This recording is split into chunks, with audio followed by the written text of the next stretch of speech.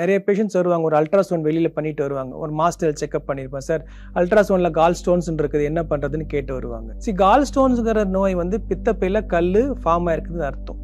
இது ஏன் ஃபார்ம் ஆகுதுன்னு பார்த்தீங்கன்னா நம்ம உணவு முறைகள்னால ஃபார்ம் ஆகக்கூடிய stones, cholesterol content, calcium content இதெல்லாம் ஈக்குவல் கன்சிஸ்டன்சியில் இல்லாதனால ஸ்டோன்ஸ் ஃபார்ம் ஆகுது. எல்லா கால் ஸ்டோன்ஸ்க்குமே நம்ம 100% சர்ஜரி பண்ணுங்கிற அவசியம் இல்லை.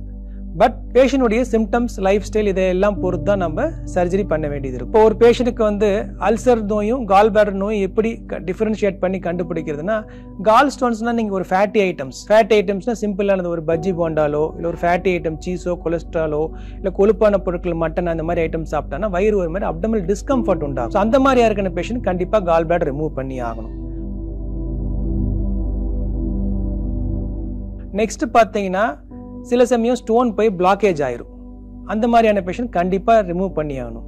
சில பேஷண்ட்ஸ் பார்த்தீங்கன்னா சின்ன சின்ன ஸ்டோன்ஸாக இருக்கும், அந்த மாதிரியான ஸ்டோன்ஸ் வந்து ஸ்லிப்பேஜ் ஆகி போய் பிளாக்கேஜ் பண்ணிடுச்சுன்னா பேன்கிரேட்டைட்டிஸ்னு ஒரு கொடிய நோய், வயிற்றுலேயே பார்த்தீங்கன்னா இருக்கிறதுலே மோசமான நோய், உயிரை ஆபத்து உண்டாக்கக்கூடிய நோய் பேன்கிரேட்டைட்டிஸ், அந்த நோயும் உண்டாக்கிடும். ஸோ இந்த மாதிரியான சிம்டம்ஸ் இருக்கிற பேஷண்ட், சர்க்கரை வியாதி இருக்கிறவங்களுக்கெல்லாம் கண்டிப்பாக கால் பேடர் ஸ்டோனை ரிமூவ் பண்ணுறது தான் நல்லது. அந்த காலத்தில் பார்த்தீங்கன்னா ஓப்பன் ஆப்ரேஷன் பண்ணிட்டு இருந்தாங்க. ஸோ அதனால் நாங்களே என்ன சொன்னோம், ஸோ தொந்தரவு வரும்போது பண்ணிக்கோங்கன்னு சொன்னோம். இப்போல்லாம் பார்த்தீங்கன்னா லேப்ரோஸ்கோபி, டே கேர் மாதிரி ஆகிட்டு, நீங்கள் காலையில் வந்தீங்கன்னா பண்ணிட்டு நீங்கள் சாயந்தரமே கூட வீட்டுக்கு போய்க்கலாம்.